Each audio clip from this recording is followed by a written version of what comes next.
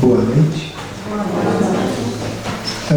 Para começar, dizendo que não somos profissionais da oratória, nem palestrante, isso é mais uma conversa entre amigos que me deixa um pouco mais tranquilo. Eu estou suando um pouco, eu não sei se é de calor, se é de nervoso, mas algo me faz suar. Nós vamos falar então do capítulo 3, Há muitas moradas na casa do meu pai. Os itens 1, 2, 3, 4 e 5, que tem dois subtítulos. Um é Diferentes estados da alma na erraticidade, e o outro, Diferentes categorias de mundos habitados. No final nós vamos falar dessa foto aqui. Vamos começar pela questão do Livro dos Espíritos, de número 224, que diz assim, a pergunta: o que se torna a alma no intervalo das encarnações?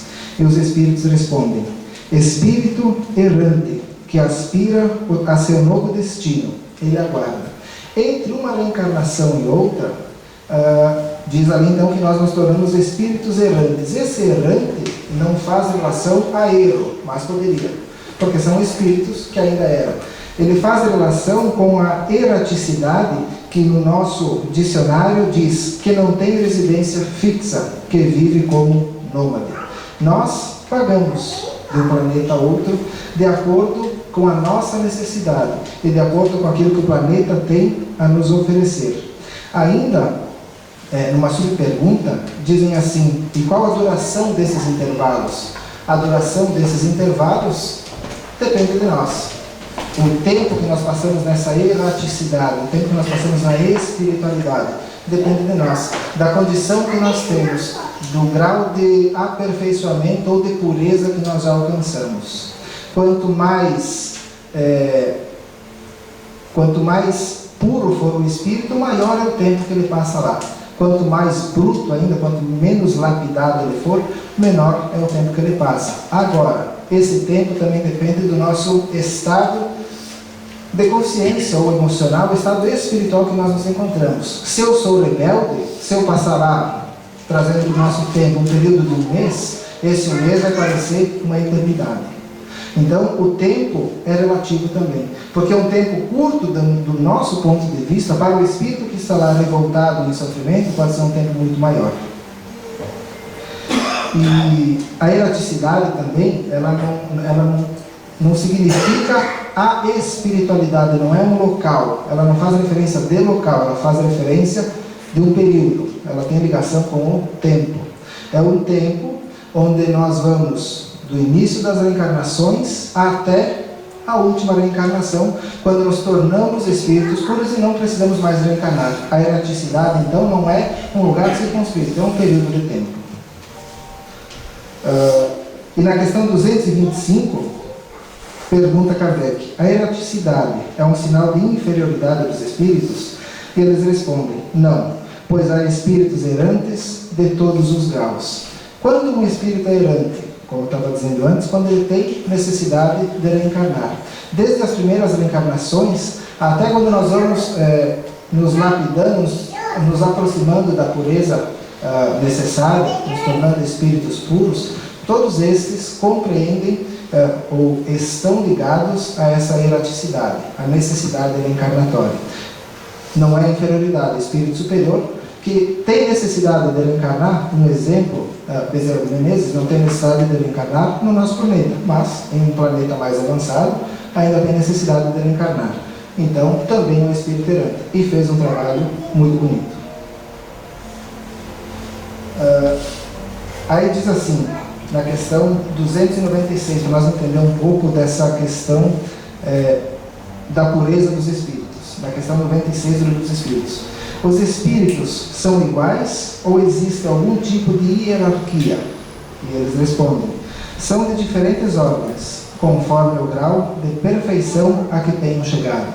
Todos nós, desde o princípio da nossa existência como espíritos, vamos de reencarnação a reencarnação, nos aproximando um pouco mais de Deus, ou da perfeição de Deus. A nossa perfeição vai ser relativa, porque se qualquer um de nós pudesse alcançar um grau de perfeição semelhante ao de Deus, nos tornaríamos deuses também. E só existe um Deus, e sempre existirá apenas um. Mas para nós ter um parâmetro, uma comparação, é Jesus, que é um espírito puro, que já alcançou, segundo aquilo que nós conhecemos, um dos mais altos graus nessa hierarquia. E eles dividem lá, a partir da questão 100, no Livro dos Espíritos, da 100 a 113, em 3 ordens, esses espíritos que somos todos nós.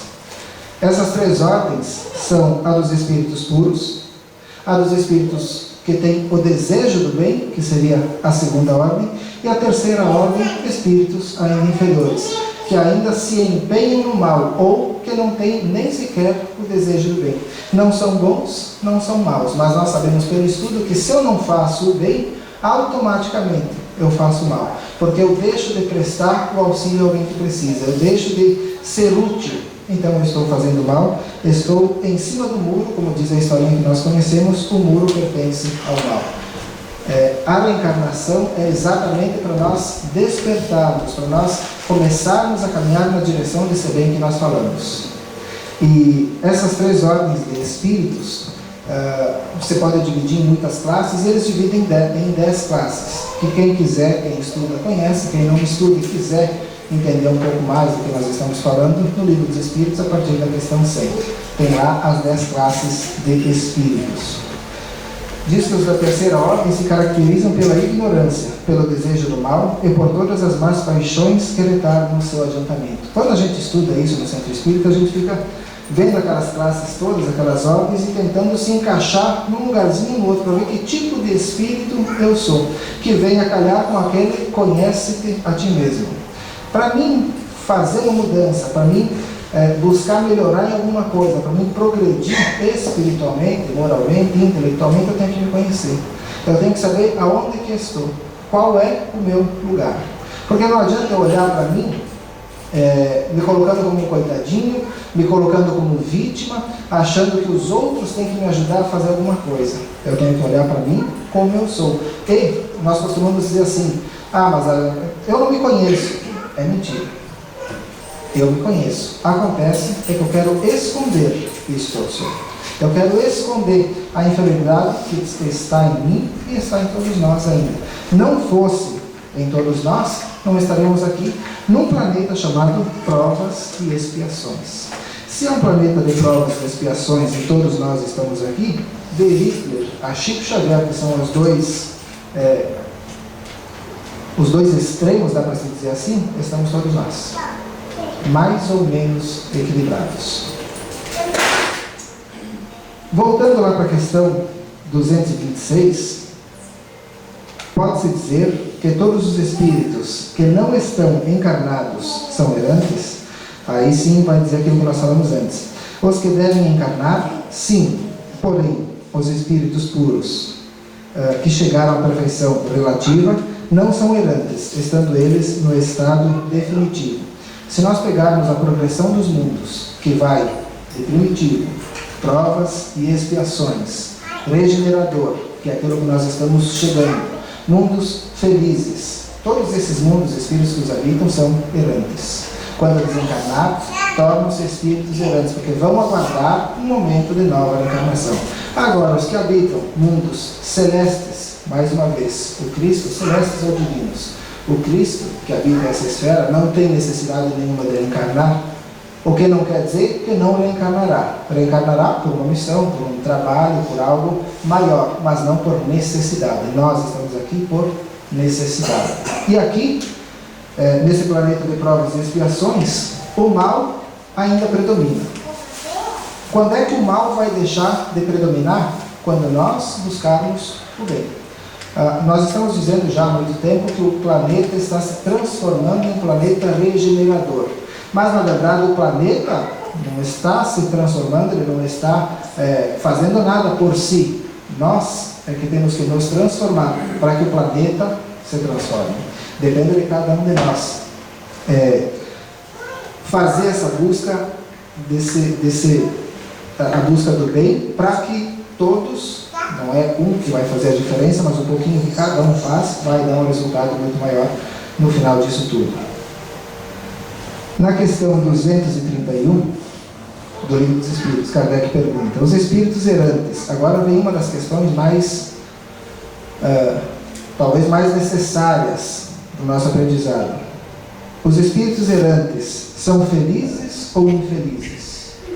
Se fosse pedido para alguém responder, alguns eu tenho certeza que teriam a resposta, mas os espíritos disseram assim, mais ou menos, conforme seu mérito.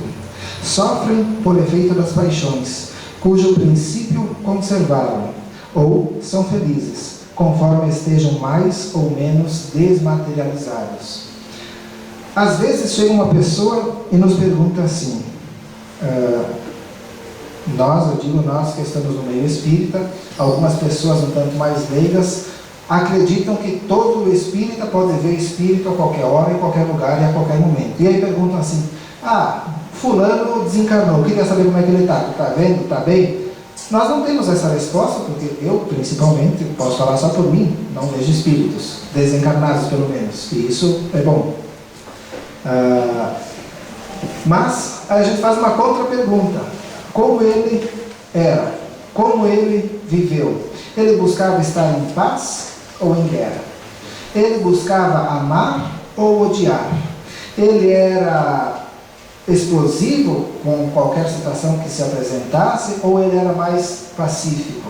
Ele buscava soluções ou buscava problemas? Era assim, era assado. Ótimo, ele está igual. Melhorou? Possivelmente. Piorou? Talvez. Porque desencarnar não transforma ninguém em santo, não transforma ninguém em anjo. Nós somos exatamente aquilo que nós somos, só que numa vibração diferente, onde olhos normais, olhos físicos, não alcançam, pelo menos para a grande maioria. Aqueles que têm evidência, algumas vezes poderão perceber, não sempre. Então, se nós somos felizes ou infelizes na erraticidade, depende. Aqui, eu sou feliz ou infeliz? Lógico que no planeta de provas e expiações eu não vou ter felicidade plena, porque problema vem a galope, eu acredito. Agora, quando o problema chega, de que forma eu olho para esse problema? Eu olho colocando mais carga, eu olho colocando mais problema, eu olho aumentando esse problema ou eu olho tentando encontrar uma solução? Tem pessoas que quando se apresenta um problema, viram queixa, viram reclamação, porque Deus esqueceu de mim, e daí por diante. Tem outros que olham, mas poderia ter acontecido, ainda isso não aconteceu. Então existem sempre duas formas, pelo menos duas, de enxergar uma mesma coisa.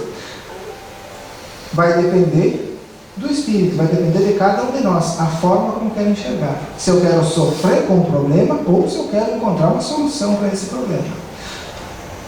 Normalmente, nós, estou junto, a gente sofre com o problema. Porque é mais fácil, como eu disse no começo, eu me lamentar, é mais fácil me queixar, é mais fácil culpar o vizinho, é mais fácil culpar o cachorro, é mais fácil culpar o presidente do centro espírita, é muito mais fácil culpar os outros, do que olhar para si e dizer, não, peraí, está aqui, eu que tenho que resolver. Quando nós entendermos que a dor é inevitável, o sofrimento é opcional, mas tu está falando assim, deve ser um mar de rosas. Não é, porque eu também ainda olho para a dor e sofro. Mas não deveria, ou não deveríamos, porque nós temos a capacidade de mudar o nosso pensamento. Nós temos capacidade de transformar a nós mesmos, só nós, ninguém mais. Deus não interfere, nós temos o livre-arbítrio. Jesus não interfere, nós temos o livre-arbítrio. Então, o único que pode mudar a minha condição sou eu. Aquilo que eu escuto num trabalho de exposição, aquilo que eu escuto num grupo de estudo, aquilo que eu leio nos livros, pode ajudar e muito. Mas até que eu, em consciência, não despertar, isso, a ajuda que vem de fora vai aliviar, mas não vai resolver. A ajuda que resolve é a que vem de dentro, é a vontade. Então, somos mais ou menos felizes ou infelizes. E assim seremos depois de desencarnar, ou depois de morrer. Se nós desencarnarmos, acredito que o grau de felicidade vai ser um pouco maior. Todos costumam dizer, todos espíritas costumam dizer assim, fulano desencarnou. Não, nós dizemos aqui, morreu. Desencarnar é desligar-se completamente dos bens, dos objetos, dos animais, das pessoas, de tudo que deixou para trás. Quem de nós, pensando, não precisa responder nada, só pensar, quem de nós teria a capacidade de instantaneamente se desligar de tudo? Isso seria o desencarnar. desligar-se da matéria completamente. Acredito que muito poucos. E falando dos mundos, nós vamos falar depois dessa imagem. Alguns devem estar pensando talvez o que é, outros já sabem. Não é nada difícil também, né? Na questão 55, Kardec pergunta: todos os globos que giram no espaço são habitados? E eles respondem: sim. E o homem da terra está longe de ser, como o supõe, o primeiro em inteligência, em bondade e em perfeição. Há, no entanto, homens que se acreditam muito fortes, que imaginam que este pequeno globo é o único a possuir o privilégio de conter seres racionais. Orgulho e vaidade. Acreditam que Deus criou o universo unicamente para eles. Então, se for pedir assim, tem como comprovar, e comprovar faz relação à ciência, que existe vida em outros planetas? Não tem como comprovar. Mas eu acredito. Por que eu acredito?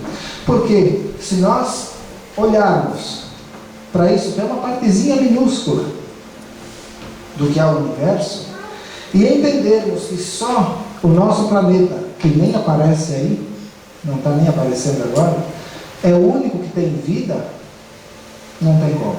Eu, pelo menos, não consigo entender dessa forma. Por quê? Na questão 1 do Livro dos Espíritos, que é Deus?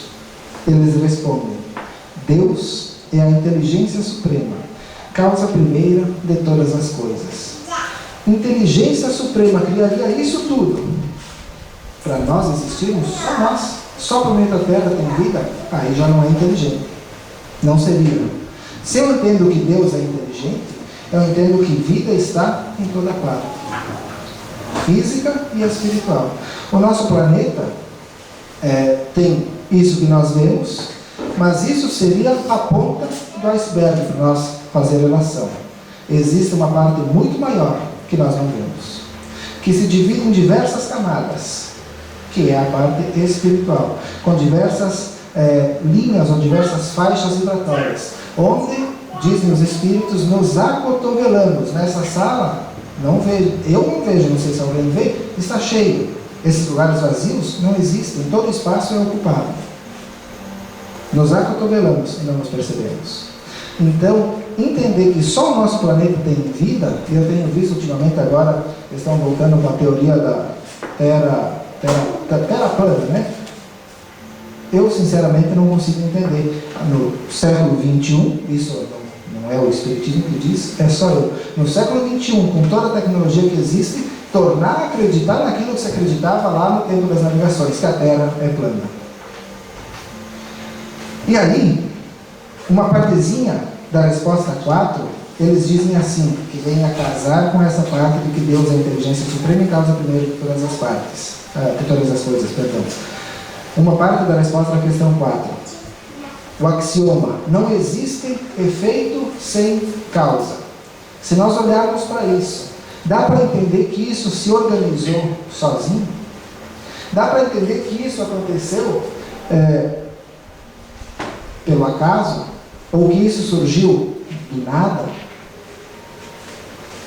Eu só posso falar por mim, não consigo. E aí, uma partezinha da resposta da questão 9. Pela obra se reconhece o artista, que é inteligente, que é a causa primeira de tudo que existe. Na questão 17, pergunta Kardec: é possível o homem conhecer o princípio das coisas? Não.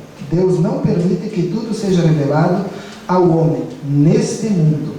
Quando ele diz neste mundo, nós podemos entender que é o nosso planeta. Se nós entendemos que é o nosso planeta, nós entendemos também que é um mundo de provas e expiações. Se nós entendemos que é um mundo de provas e expiações, nós entendemos que somos espíritos ainda imperfeitos, ainda inferiores, sem condições de entender isso aí. Eu não tenho condição nenhuma de explicar. Um homem de ciência, pesquisador, conhecedor, talvez explicasse. Agora, conhecer o princípio, ainda não somos capazes. Isso, o mais inteligente da Terra, até hoje não é capaz de conhecer o princípio. Por quê? Somos todos espíritos medianos. O nosso grau de consciência ou intelectual ainda não alcançou capacidade para entender isso aí. Mas, pela obra se reconhece no artista. Aí nós sabemos, Deus existe. Não há como negar. Não há como isso acontecer sem que exista alguém trabalhando, sem que exista alguém organizando isso tudo.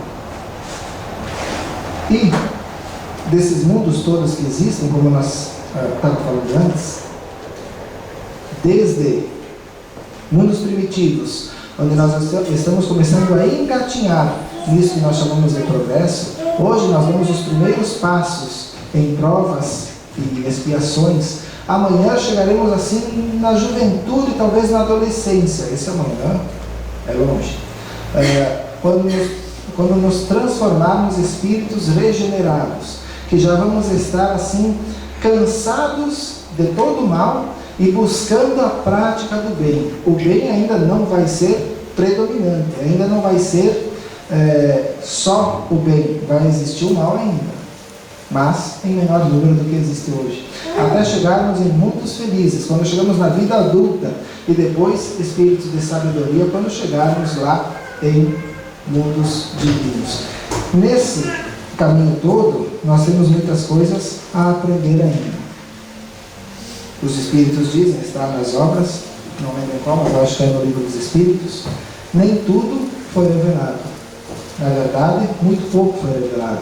Quem não assistiu à palestra do Rogério Pereira, lá de Porto Alegre, que esteve aqui, acho que no começo do mês de novembro, né? Não lembro o dia agora, procura lá na nossa página ou no canal do YouTube, que lá tem a palestra dele, dá para entender um pouco mais daquilo que nós conhecemos, mas não é aquilo que eu conheço, aquilo que bancos de informações, como a NASA, por exemplo, conhece. É muito pouco. Essa foto que nós vemos aqui é um conjunto de 5.317 galáxias. 2 estrelas pertencem à nossa galáxia, que são aquelas que têm maior brilho ali embaixo e lá em cima na outra ponta. São 5.317 galáxias. Isso não representa quase nada, perto do que existe, e já é muita coisa. A ciência estima que existam no universo cerca de 100 bilhões de galáxias. Aqui só tem 5 mil. Dessas 100 bilhões de galáxias, uma média é que existam em cada uma delas 100 bilhões de estrelas. Isso dá uma conta difícil de conceber pelo pensamento, aproximadamente 10 sextilhões de astros. É o número 10 com 21 zeros à sua direita. É o que existe no universo. E aí a criatura pensa que só no planeta Terra existe vida. Agora, se o planeta Terra, que nós vemos, ele é a ponta do iceberg, cada um desses pontinhos que nós vemos são a ponta de 5.317 icebergs. Por detrás disso tudo existe muito mais, mas muito mais, que nós ainda não conseguimos compreender.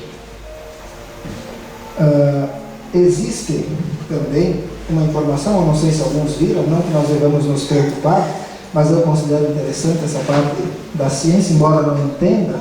Esses dias veio um amigo nosso assistir palestra aí, era do Rogério, e aí o Rogério tem uns termos mais científicos, é muito bonita a palestra dele. E daí eu pedi, e daí, o que tu achou da palestra? Muito boa, não entendi nada, mas era ótimo.